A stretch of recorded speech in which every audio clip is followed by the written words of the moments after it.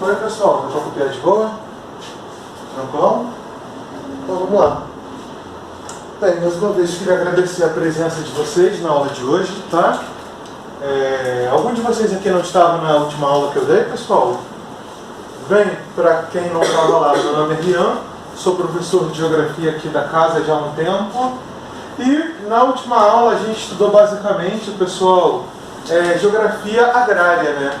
A gente estudou Geografia Agrária no mundo, falamos sobre temas como Revolução Verde, falamos sobre temas que envolvem, por exemplo, o espaço agropecuário, né? A diferença da agropecuária em países desenvolvidos como Japão, Alemanha e Estados Unidos, e também em países em processo de desenvolvimento, como alguns países da África, alguns países da América Central, alguns países da Ásia, não é mesmo? E também comentamos de leve, né, a questão agrária do Brasil. Hoje eu ia tentar trabalhar com vocês a agrária do Brasil mesmo, né, para fechar, mas as instruções do curso foram de que, como eu dei a agrária do Brasil e essa aula foi gravada, a ideia é que vocês assistam o vídeo e eu prossiga com a matéria, tá? Então eu estou seguindo as instruções que me foram dadas. Então essa segunda parte da aula de Geografia Agrária vocês vão encontrar nas redes sociais do curso apenas, tá bom? Infelizmente é uma ordem e eu tenho que acatá-la. Então são temas que vocês vão descobrir conceitos que envolvem grilagem, boia fria, a questão fundiária no Brasil, né? Quem que produz os nossos alimentos, aonde que esses alimentos são produzidos, o que é que o Brasil mais exporta, como que o Brasil exporta esses commodities para o exterior, tá bom? Então fica aqui a minha recomendação para que vocês busquem esse conteúdo lá nas redes do curso, tá, pessoal? E hoje a gente então começa um novo capítulo, uma nova saga, que é a Geografia da População, tá? Geralmente, pessoal, Geografia da População cai em quase todas as provas, ok? É um tema muito presente, muito difícil não cair. O ERG, Enem, ESA, até a SpaceX também gosta bastante desse tipo de tema, tá, pessoal? Então, fica aqui a minha dica para vocês, tá? Que vocês tenham muita cautela na hora de estudar esses conceitos, tá bom? Principalmente, gente, porque aqui é a base, tá? Essa primeira parte aqui que eu estou passando para vocês é a base de tudo. Por quê? Quando cair uma questão dessas que envolve população numa prova, se você não souber o conceito, dificilmente você vai acertar a resposta. Se você ler um texto, mas você não sabe a diferença de populoso e povoado, você não vai marcar a resposta certa, não adianta. Então é fundamental que a gente tenha o domínio desses principais conceitos, dessas principais teorias demográficas, tá? E é justamente esse o meu principal objetivo na aula de hoje.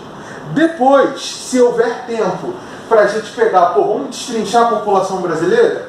Vamos destrinchar a evolução da população brasileira ao longo dos últimos 200 anos? Beleza, molezinha, a gente faz.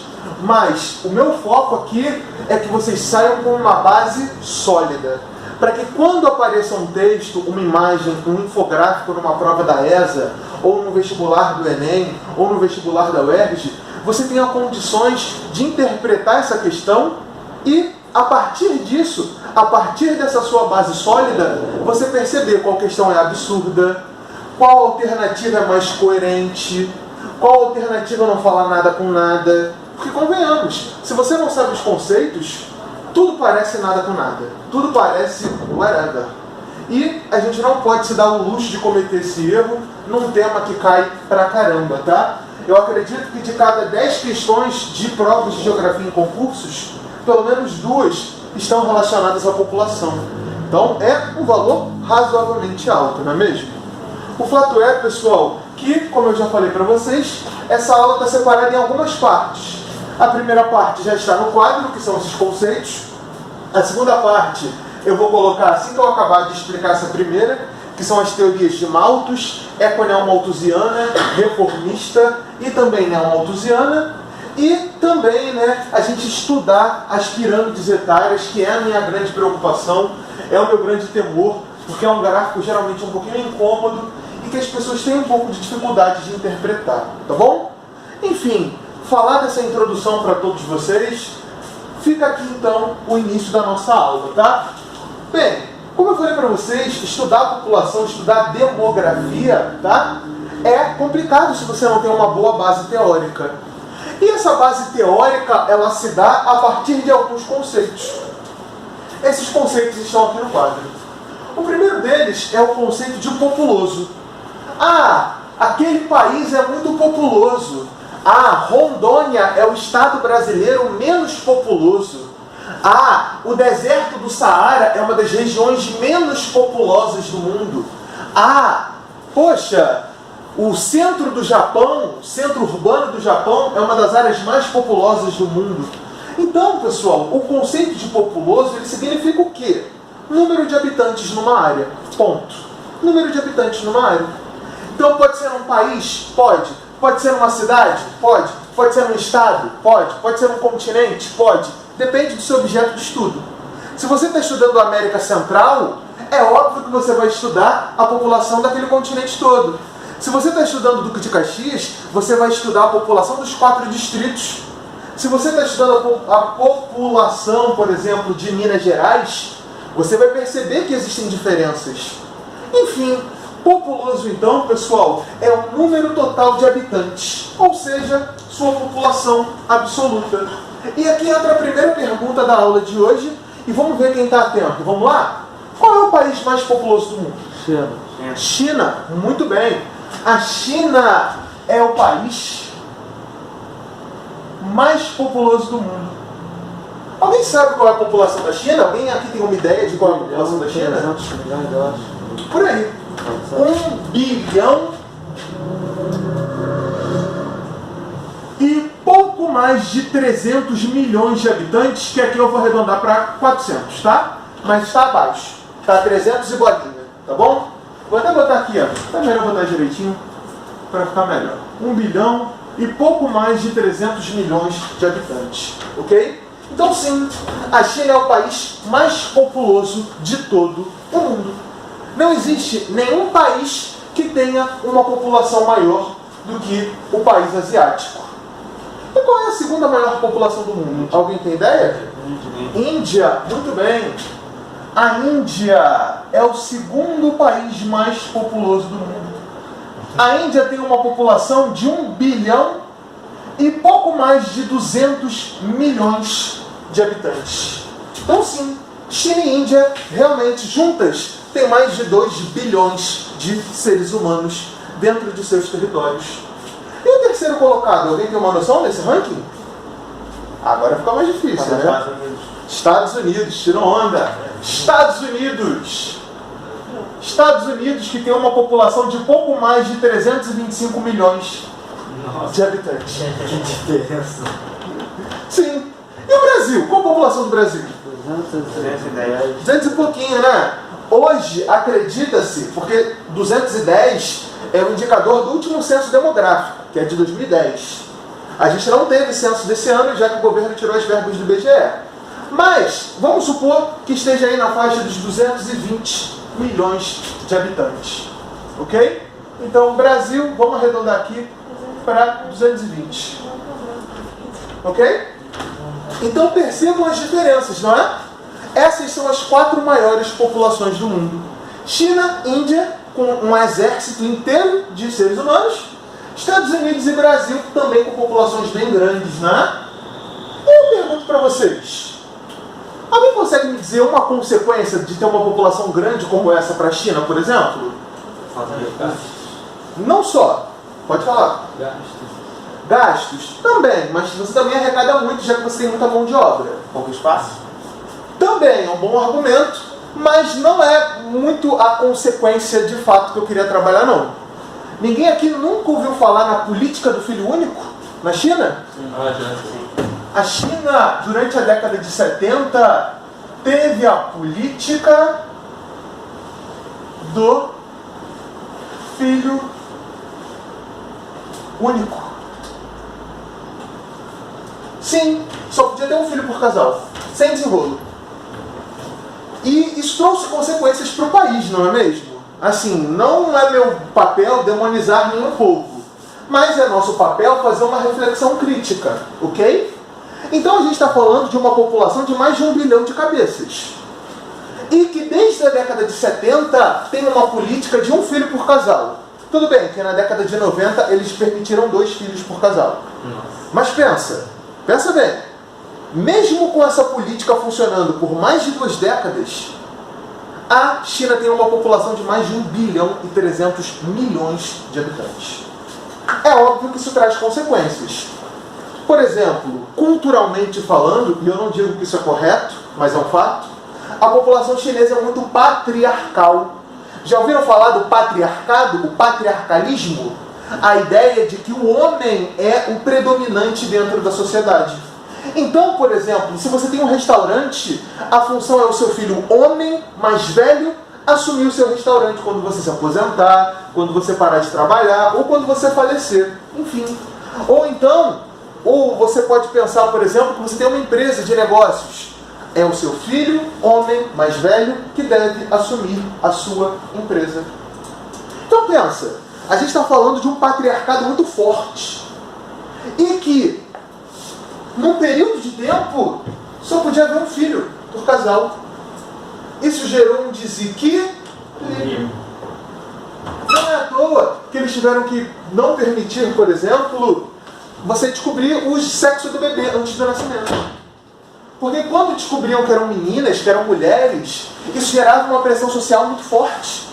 Era tipo, você não quis me dar o meu filho, você não quis me dar o meu herdeiro, e agora, quem que vai assumir os negócios da família? Isso gerou um desequilíbrio. Para você ter noção, no orfanato lá, de cada 10 crianças, 8 são mulheres. Professor, e os outros 2? Deficientes, autistas, cegos, surdos, mudos, pessoas que não vão poder dar prosseguimento aos negócios da família. Então vejam, é uma política que traz um aspecto muito pesado, não é? Carrega um patriarcalismo muito forte, traz consequências brutais para a população feminina.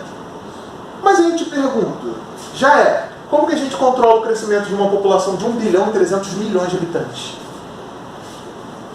Então são reflexões que a gente tem que fazer.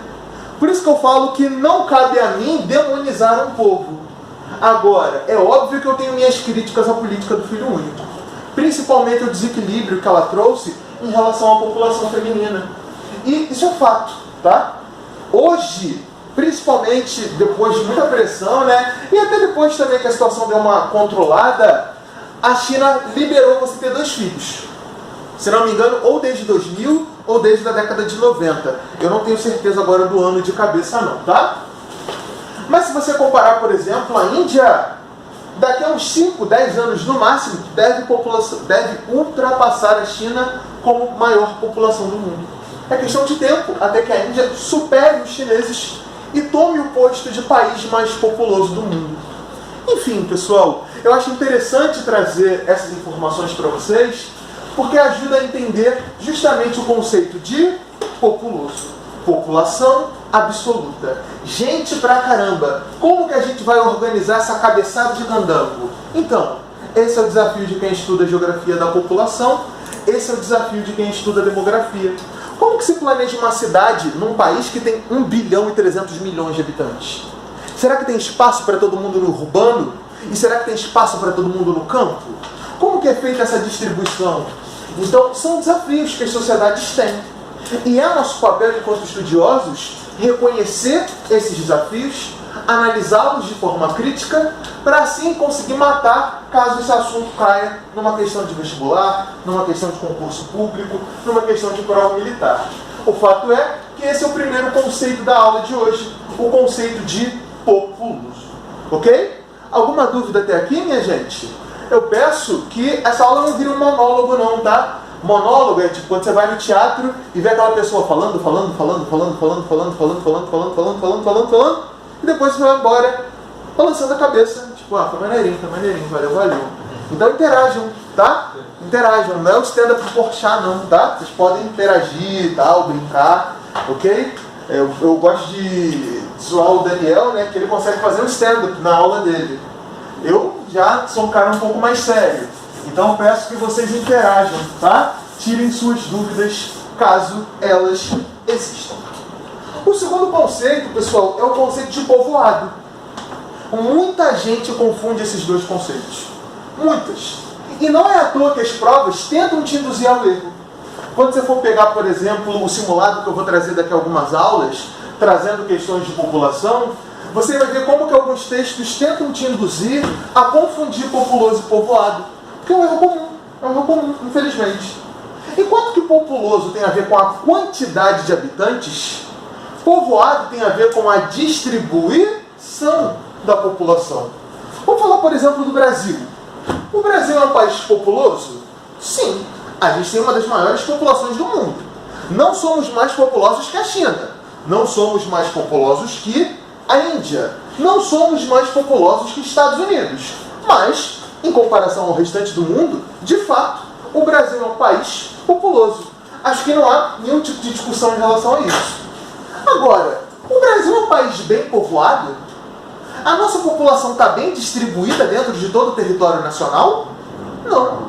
A população do Brasil está concentrada no litoral, próximo ao Oceano Atlântico, e o interior do Brasil tem uma população bem mais esvaziada.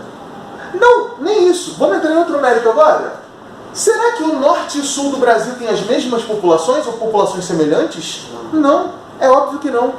Enquanto que o sudeste, sul e até uma parte do nordeste vão concentrar a população brasileira, o centro-oeste e o norte têm vazios populacionais.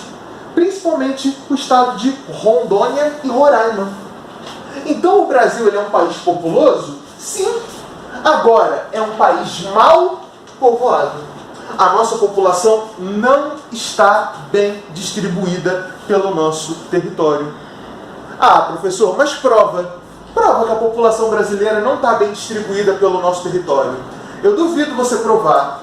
E é aí que surge o terceiro conceito da aula de hoje, a densidade demográfica. A densidade demográfica, pessoal, é um cálculo em que você pega a população, divide pelo seu território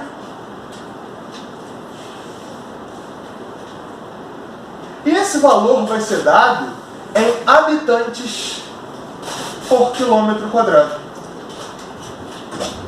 Se você pegar a população do sudeste brasileiro e dividir pelo território do sudeste brasileiro, a média da região sudeste do Brasil é de 86 habitantes por quilômetro quadrado. A média de Roraima hoje é de 2 habitantes por quilômetro quadrado.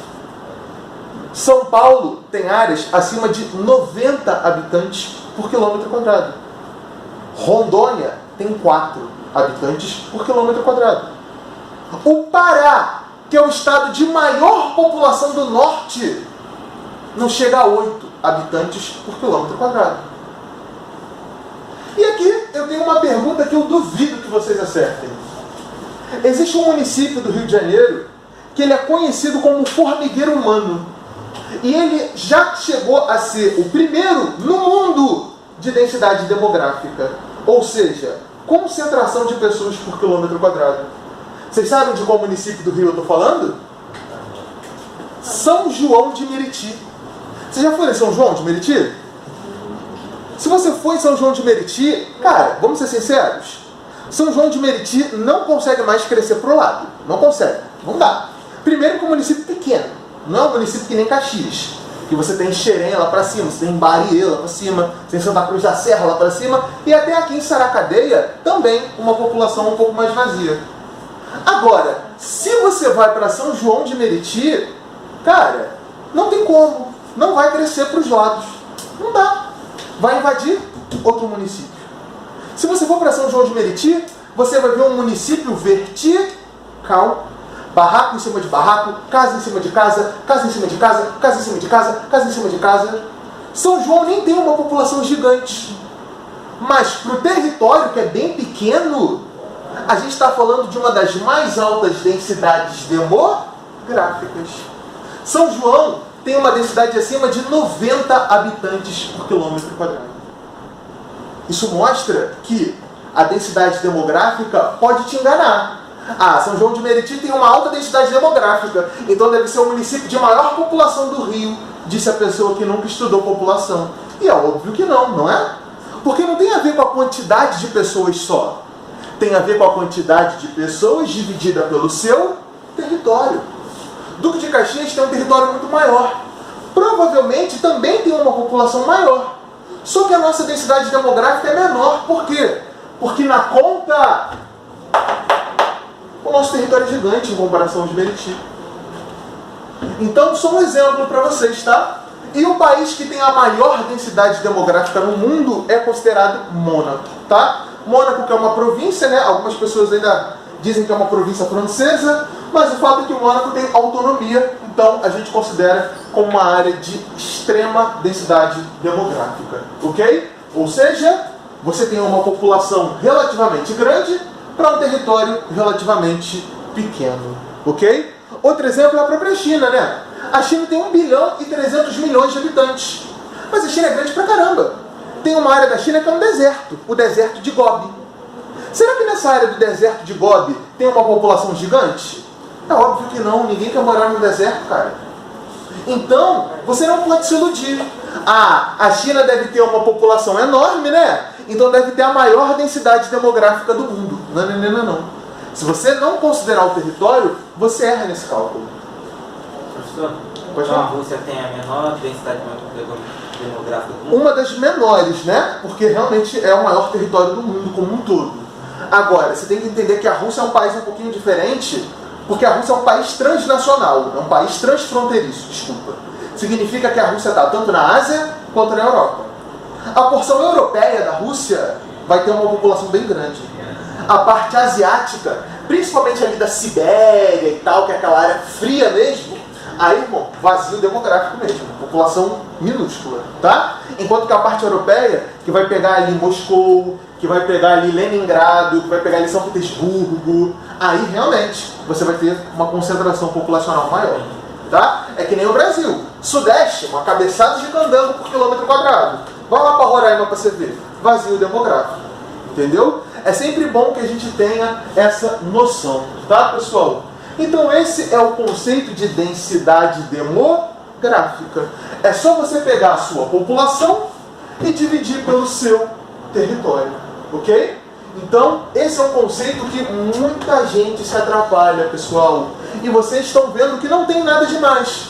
É só você ter atenção e lembrar que não se trata de ter a maior população, e sim da distribuição do seu povo pelo seu território. Beleza? Tranquilo até aqui? Então agora a gente pode avançar. O próximo conceito é a taxa de natalidade. A taxa de natalidade é bem fácil, né? É o número de nascimentos, ok? Geralmente esse valor é dado em permilagem. O que significa isso, pessoal? Número de nascidos vivos a cada 1000 habitantes, ok? Então você vai pegar, por exemplo, uma cidade, você vai ver o número de nascidos vivos a cada 1000 habitantes, ok? E aí você vai ver qual é a taxa de natalidade dessa área, tá bom? E o mesmo se aplica para a taxa de mortalidade. Nesse caso é o antônimo, né? É o contrário, é o número de óbitos. O número de falecimentos, perdão, em permilagem, ou seja, número de mortes a cada 1000 habitantes. Geralmente, países desenvolvidos, geralmente países que têm boa qualidade de vida, têm esses dois indicativos baixos. Nasce pouca gente e morre pouca gente, porque você tem uma qualidade de vida mais padrão. Então, geralmente, por exemplo, as áreas mais ricas da Alemanha, as áreas centrais de Londres, as áreas, por exemplo, elitizadas de Tóquio. Então, essas áreas, pessoal, você vai ter uma população elitizada, você vai ter uma população rica. Essa população dificilmente vai se dar o luxo de ter um montão de filhos. Ok? Outro exemplo que a gente gosta de trazer, tá? É a própria população europeia. Muitos países europeus estão tendo diminuição de população ou envelhecimento. Por quê? Porque a taxa de natalidade está em queda.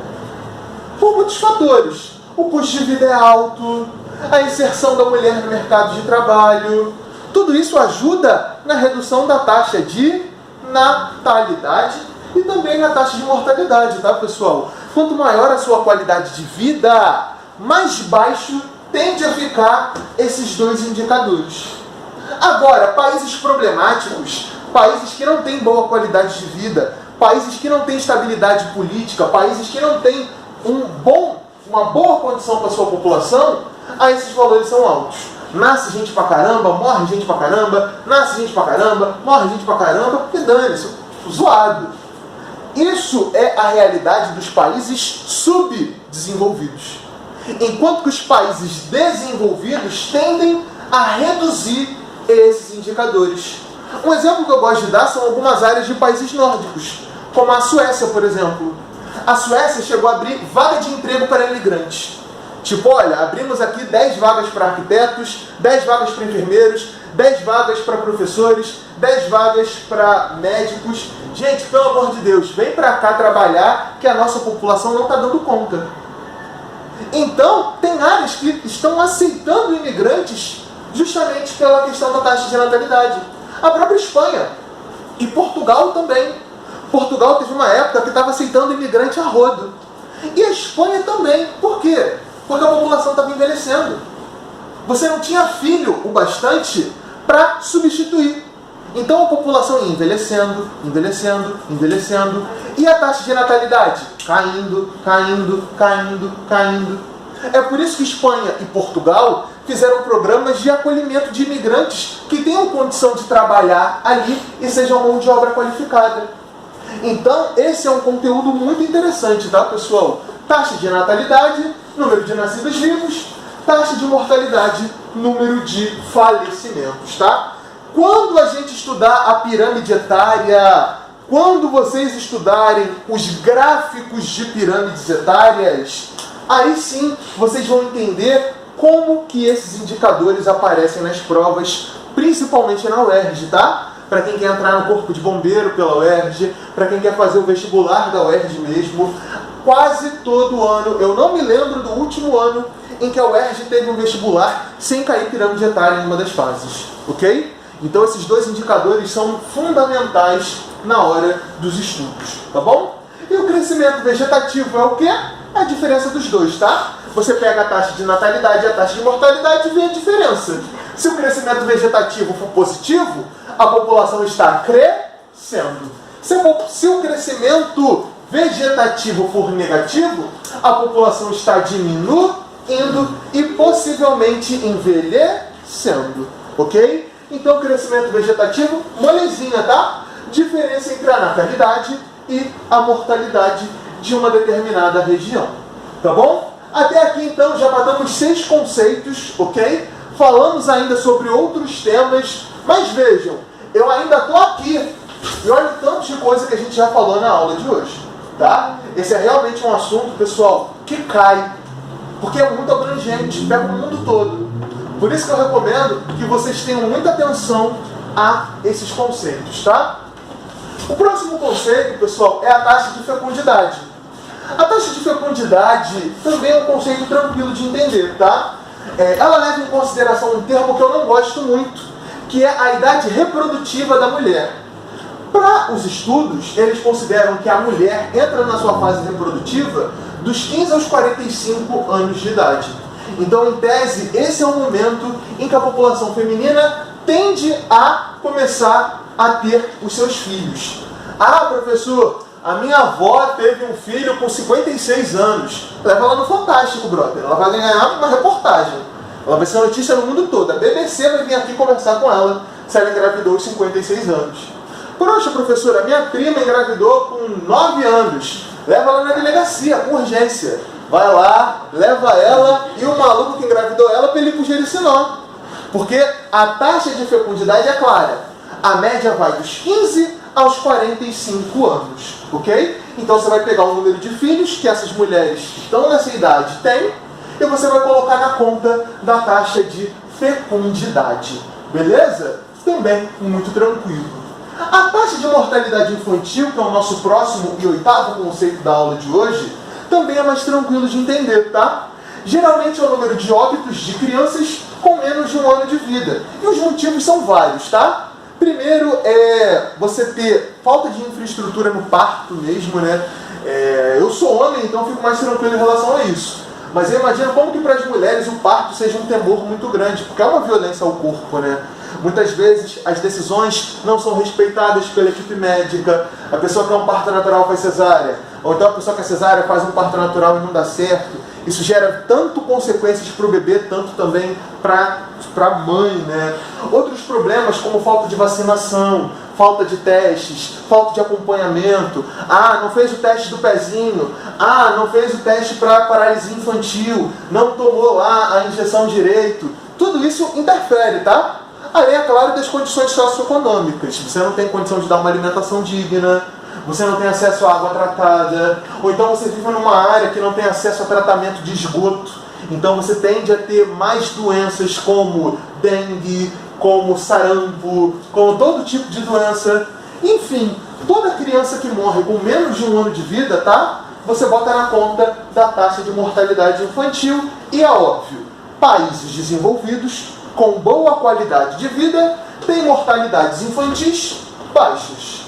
Países subdesenvolvidos, países que ainda não se desenvolveram economicamente, eles, obviamente, têm uma taxa de mortalidade infantil mais alta, ok? O Brasil já teve uma taxa de mortalidade infantil gigante. Hoje, a gente até teve uma redução aí nos últimos 10 anos, nos últimos 15 anos.